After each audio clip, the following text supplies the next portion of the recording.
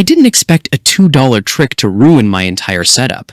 It started as one of those cheap life hacks you see online, a simple way to cool your room using just water and a fan. Everyone swore by it. It's genius, they said. It works instantly. So I tried it, and within minutes my kitchen looked like a science experiment gone wrong. The air got heavy, my fan started making weird noises, and the floor? The cold, wild pink of coloring style. Its power and death. I wanted to know why this trick fails so badly, because if something this simple can backfire, imagine how many other viral hacks are quietly making things worse. So today, I'm testing the $2 water trick, not just to see if it works, but to find out what really happens when you try to cheat physics with a bucket and a dream. The $2 water trick is everywhere. You've probably seen it. Someone fills a bowl with ice water, places it in front of a fan, and claims it instantly turns the fan into an air conditioner. It sounds logical, right? Cold water cools air, air passes over it, boom, instant chill. But here's the problem. Physics doesn't care about viral videos. People believe this trick works because it feels cold for a few seconds. The fan blows air over the ice, and that air hits your skin. It's refreshing. But the moment the ice starts melting, the entire system collapses. The fan doesn't cool the air, it just moves it. And when you add water, you're introducing humidity, which actually makes the air feel warmer. Still, I wanted to test it properly. Not just a quick, does it work, but a full experiment. I bought the cheapest setup possible, a $2 plastic bowl, a small desk fan, and a bag of ice. If this trick really works, I should feel a noticeable temperature drop. If it doesn't, well, we'll see how bad it gets. I set up the experiment in my kitchen, the perfect testing ground. No air conditioning, just natural heat. The thermometer read 31 degrees Celsius. I placed the fan on the counter, filled the bowl with ice water, and positioned it right in front of the fan. At first glance, it looked promising. The air coming out felt cooler. I thought, maybe this actually works. But then I noticed something strange. The fan blades started collecting moisture. Tiny droplets formed on the grill. The air felt heavier, not colder, just damp. I checked the thermometer again, still 31 degrees Celsius. That's when I realized this wasn't cooling the air, it was humidifying it. And humidity is the enemy of comfort. But I didn't stop. I wanted to push it further. What happens if I leave it running for 10 minutes? Would the temperature eventually drop, or would the air turn into a sauna? Minute 1, the air feels fresh. The fan hums quietly. Minute 3, the ice begins to melt. Water level rises. Minute 5, the fan starts sputtering, droplets hitting the blades. Minute 7, the air feels sticky. My skin starts sweating. Minute 10, the thermometer reads 32 degrees Celsius. Wait, 32 degrees Celsius? The temperature actually went up.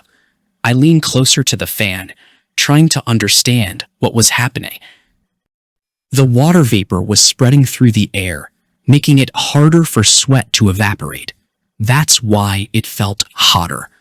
Then came the final blow. The bowl overflowed. Water spilled onto the counter, dripping down the side. The fan's base got wet. I quickly unplugged it. That's when I realized this wasn't a cooling trick. It was a humidity trap. And the worst part? It's not just ineffective, it's dangerous. If water touches electrical components, you're risking a short circuit. Just when I thought the experiment was over, I noticed something even stranger. The fan, now off, was still dripping condensation. The air around it looked hazy, like a thin mist. I checked the humidity meter. 78%. That's nearly double what it was before. The $2 water trick didn't just fail. It transformed my kitchen into a tropical greenhouse. And here's the irony. The colder the water, the faster it evaporates when exposed to warm air. So instead of cooling, it accelerates humidity buildup. I stood there, watching the mist fade, realizing how easily viral science can fool people. After drying everything up, I reviewed the data. Temperature before, 31 degrees Celsius. Temperature after, 32 degrees Celsius. Humidity before, 42%. Humidity after, 78%.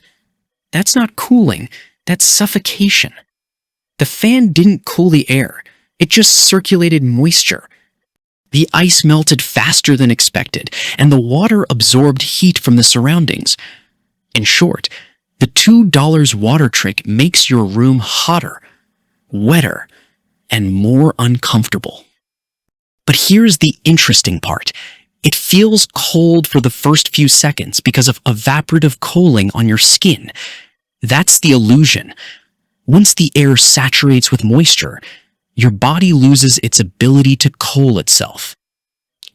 So yes, it works for 30 seconds, and then it backfires spectacularly. The $2 water trick is a perfect example of how viral hacks oversimplify science. It's not about cooling, it's about perception. Cold air isn't created by water, it's created by removing heat. Fans don't remove heat, they move air. And when you add water, you're adding humidity, which traps heat. So if you're trying to cool your room, skip the bowl of water. Instead, use a proper evaporative cooler or a dehumidifier, because comfort isn't just about temperature, it's about dryness. And that's something no $2 trick can fix. So yeah, the $2 water trick, it actually made things worse. But I'm glad I tested it, because now we know what really happens when you try to hack physics. If you've seen other viral cooling tricks, drop them in the comments. I'll test them next. Maybe one of them actually works. Or maybe we'll uncover another myth that's been fooling millions. Either way, this channel is about real results, not recycled internet magic. Next time, I'm testing something even crazier. A DIY cooler made from copper tubing and ice water circulation. Because if science can't be hacked, maybe it can be engineered.